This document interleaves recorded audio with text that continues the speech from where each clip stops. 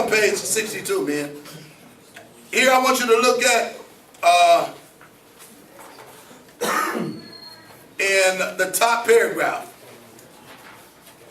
At the top, right at the top, where it says resentment and fear are two issues that need to be dealt with.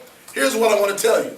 Right beneath, almost at like the third sentence from the bottom of that paragraph, it says resentment results from hiding bitter hurts that have tarnished our lives. It evokes, check this out what resentment does on page 62.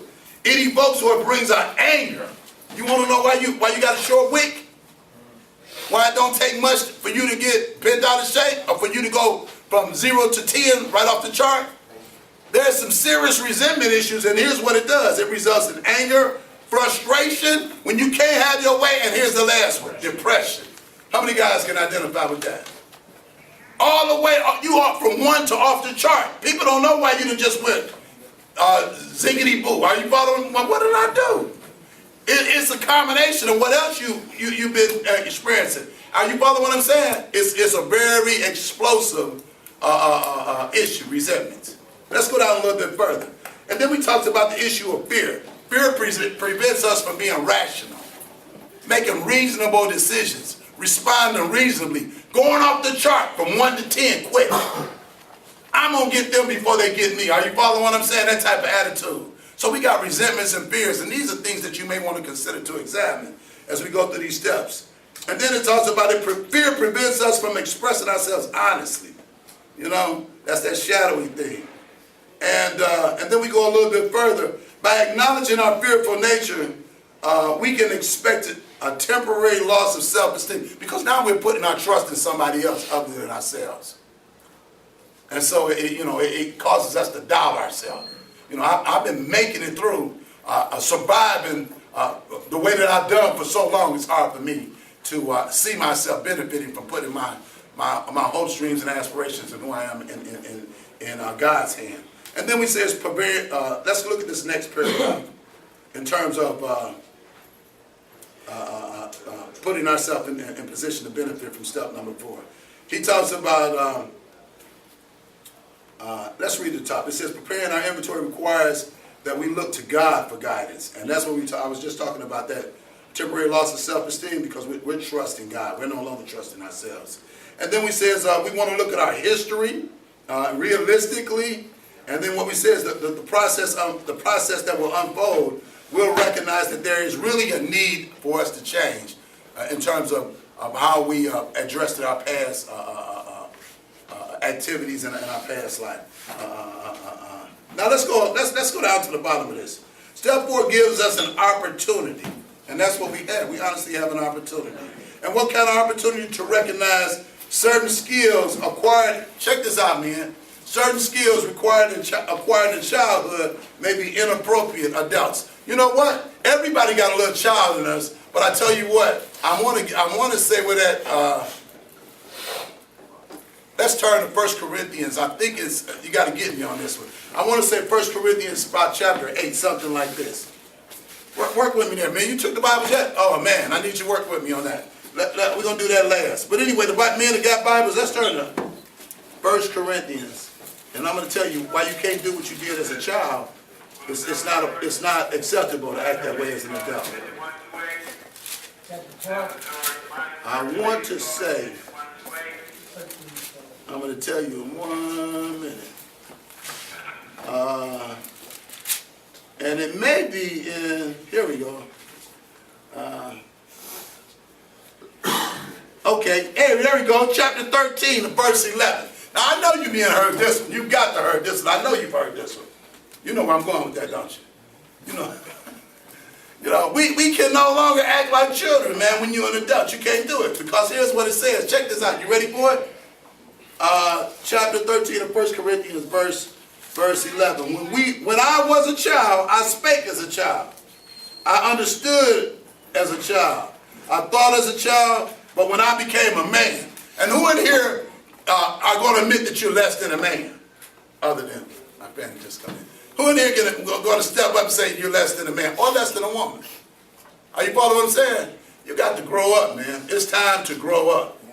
And so the skills that we used when we were kids, that that we would just take everything for a joke or half-heartedly, deal with our responsibilities or not take things not seriously, you can no longer do that as an adult. He says, now when I became a man, and I know we all are, I did it. I didn't force the courts to do it. I didn't force my wife to do it. I didn't force my kids to do it. This is something that I chose to do because I wanted a better life, not only for me, but for my kids, for my wife, my significant other. I wanted to be a better employee. I wanted to start cashing in and benefiting from some of the rewards and benefits that life has to offer me. I made the decision. And so it says here, right there, it says, I put away childish things. So I'm going to tell you this, man. If you really want to start to cash in the benefits for some of the skills that you got in you, I'm going to tell you this, and I said that last week, or maybe the week last week. Paul, his protege was Tim. Timothy was a guy that he formed and fashioned to be what we want to call the first, second generation Christian. So Timothy was up under his tutelage, but Paul saw something good in him like you see something good in you. Here's what Paul told Timothy. He says, look, man, he says, this is what I want you to do. He says, I want you to, in terms of, he says, I want you to be true to your commitment as well as operate and pursue your gift with boldness. Are you following what I'm saying? No, he said, be true to your calling.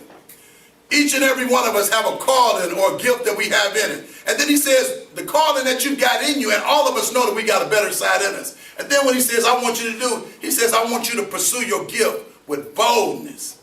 And it's going to take you, in terms of you putting aside your childish ways. You're going to have to do that. And you're going to have to pursue the higher level of man that's in you, the gift that's in you to be a contributor to your society and to your family and on to your job as well as to your kids. You're going to have to, it's required that you put aside some of those things.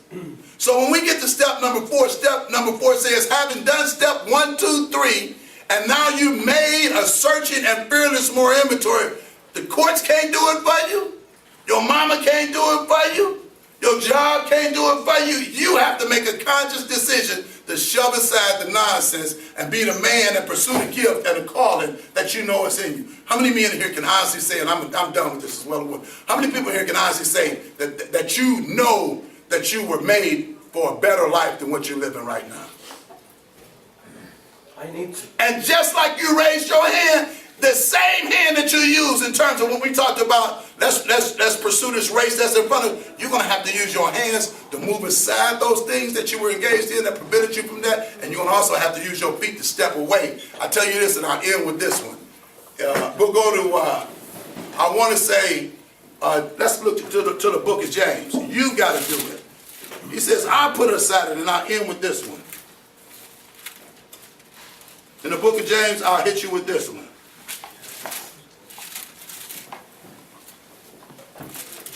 This is what you have to do. And here it is right here. It says, submit yourselves therefore to God.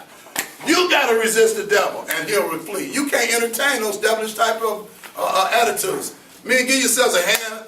And we're done with step number 4 for the most part. I want to do these certificates. Jerry, let them have it. We're done with it. You're done with it. What I got to say is I've been here longer than everybody in this room. I've been here 15 years. A long time. I've seen this class for 15 years. I know the class. I studied it. I studied the Bible. I studied the